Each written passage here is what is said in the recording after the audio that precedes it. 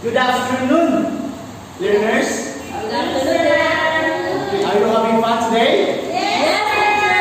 Very good. Now, let us start our lesson for prayer. By the way, my name is Ben Clifford, your teacher for today. Now, to those who could tolerate, make sign of a cross. Let us pray. Father God, come be with us today. Fill our hearts with joy. Fill our minds with learnings. Fill our classrooms with peace. Fill our lessons with fun. Fill our friendship with kindness. Fill our school with love. Amen. Okay, once again, good afternoon. Good afternoon, sir. Okay, before we start, I will check your attendance. Okay, all are in. So I'm glad to circle your attendance. Now, before I will remind you that I have a small role. You need to listen and participate and just raise your hands if you have some questions or concerns.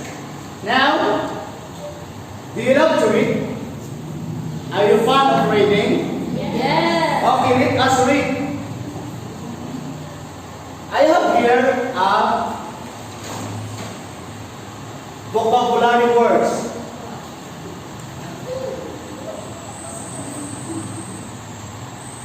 These are the vocabulary words. In science, our topics, it is science vocabulary words.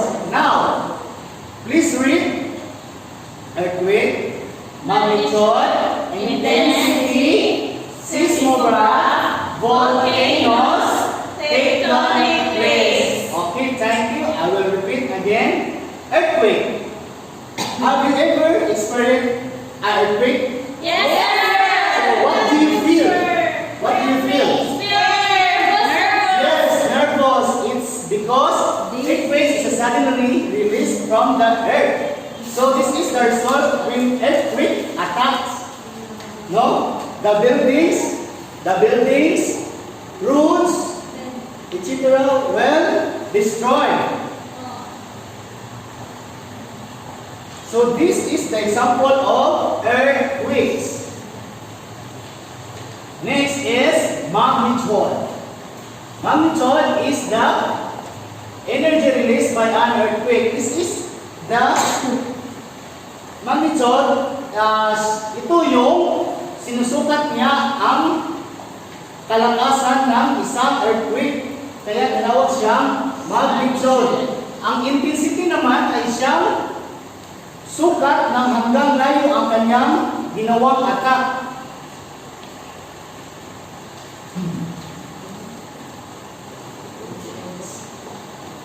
Now, seismograph.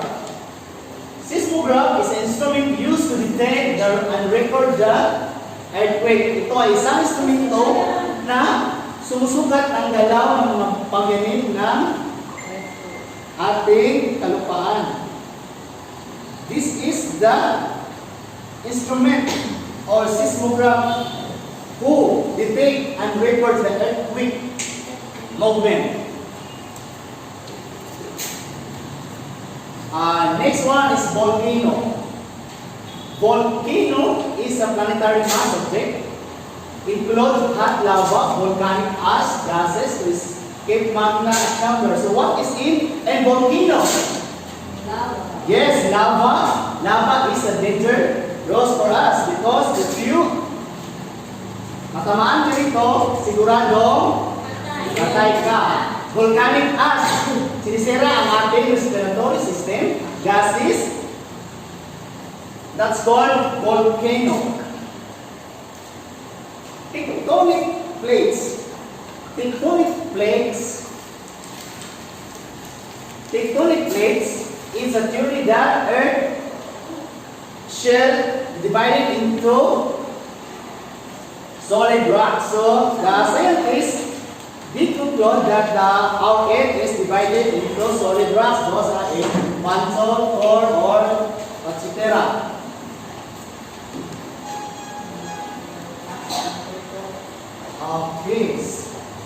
since we are in the Philippines, what are the two seasons of the Philippines? Sunny day. Yes, rainy day. Right, rainy day. So, if rainy day, what you do in rainy day during that time? We sleep. Yes, sleep, watching TV. We stay at home. Yes, stay at home, much better. So, next is dry season. So, what you do during dry season? Go to the beach. Yes, beach, that's right, beach. Hopping. Yeah, hopping, yes, that's right, correct. Now, I will give you some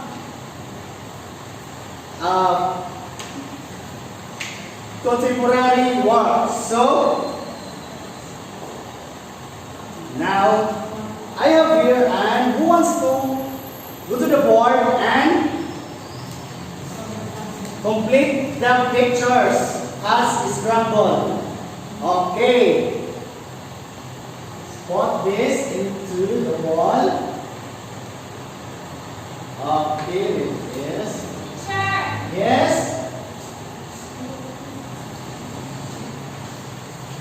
Okay, just one.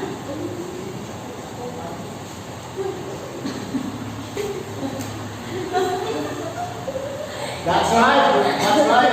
It's okay, that's right. Teacher.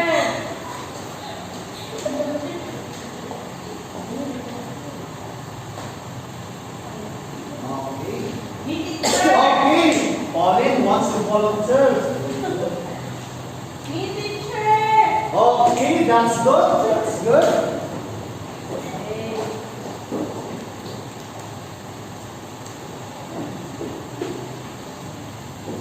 So, what did you form out of the vessel? Yes, circle. Yes, our Earth. Our Earth. Our Earth. Earth is a unique planet for a living human because Earth is have a air, atmosphere, water, land. It is the third largest planet in the solar system. Right now, what are the things that you can see inside of it? Sa loob ng mga planeta. Sa ating planeta. Human, animals, sea, what tree, what creature, yes. Okay, who created the earth? Who created the earth? God. Very good, Teresa, God. How will you maintain the beauty of the God creation? How? Paano mo? Yes, preserve the things that all the maintain cleanliness, natures, etc. Why we experience day and night? Because the earth is rotating. Yes, because Earth is still rotation and revolving. So now, this afternoon, we will discuss the motion of the Earth. So what is motion of the Earth? Okay. The earth's movement. Yes, its movement. Motion is the movement of the Earth. So there are two types of movement of the Earth. Which one is rotation? Rotation and revolution. Now let us tackle the first one, the rotation. What is rotation? Rotation is a daily motion. It means daily motion, ang Earth hindi nagpapahinga, palaging nag-rotate. By the way, what is rotation? Yes, Toyo. Rotation is spin or turn by its own axis. It did not move by his place. That is rotation. Now, it's the movement of object on its, I will say a while ago, it is object turned by its own axis. The Earth rotates from west to east. Look at the video clip. The Earth starts from here to there. So that's why we sometimes experiencing cold air from the west, from the cold, like America is a western country, etc. Now, the result from the earth rotation. Result and the causes.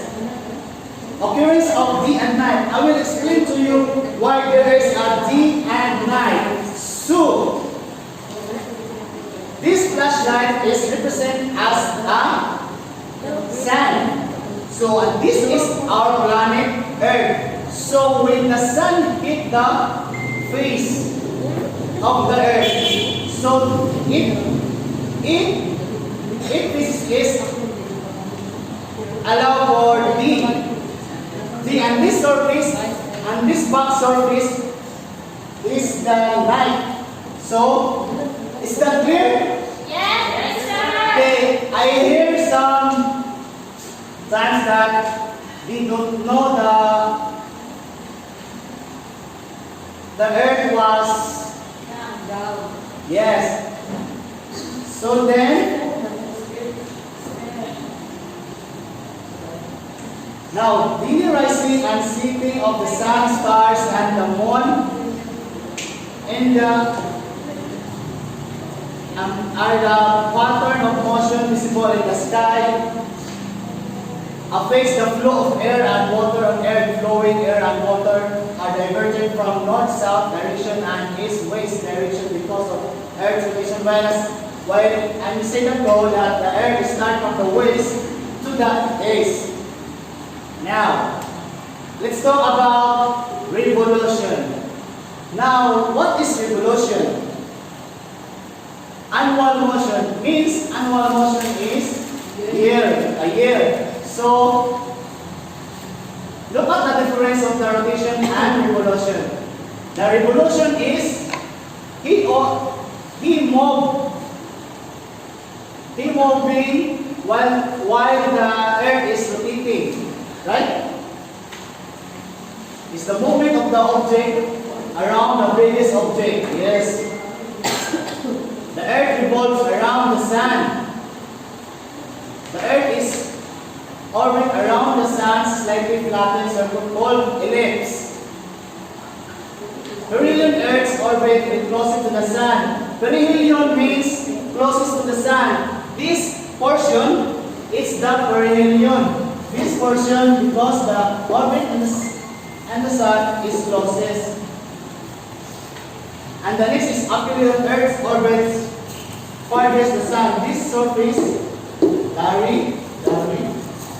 is the farthest of the sun.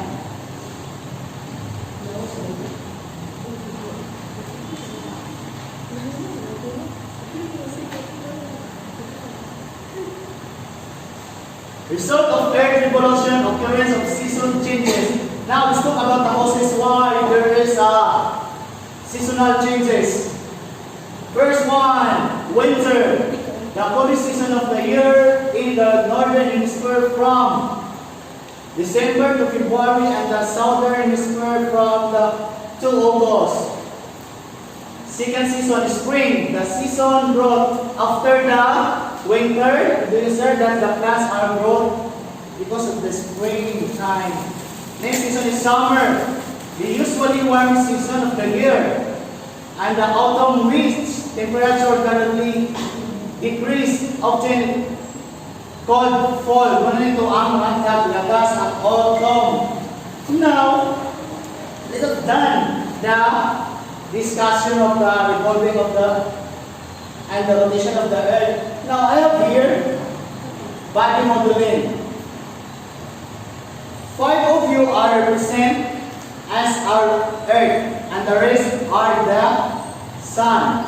So now, rotate yourself while revolving on its own axis. Now, okay, are you done? Are you happy while doing that? Yes. The doing of the earth is not easy because she do a lot of things. They rotate while revolving. What can you see about the activity? Yes, it's fun. Fun. What are the movements involved? Yes, rotation and revolving. What is the difference between the rotation and revolution of the earth? Look at the picture. The differences of rotation and revolution. Rotation. Rotation have 24 hours and daily motion in 1 day. Hindi niya ihito hanggat hindi niya ma-kumplito ang kaniyang pag-spinning in 24 hours in 1 day. And rotation causes day and night, while revolution have 365 years to complete 1 year revolving and causes seasons. Those are winter, summer, spring, and autumn. Now, I want you to group yourself into two. Draw the movement of Earth's rotation and revolution in a cartoon, and then choose one member in each group to discuss the concept. Okay, done. Are you done comparing those motion of the Earth? Okay. I have an activity. Okay. Okay. As your assignment, do a diagram to show the revolution of the Earth and the moons. Okay, pass that on Monday. Okay, ma'am? Yes, ma'am. Okay, ma'am.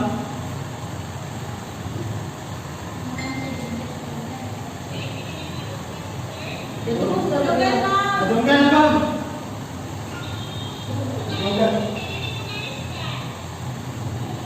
Nadunggan na, ma'am.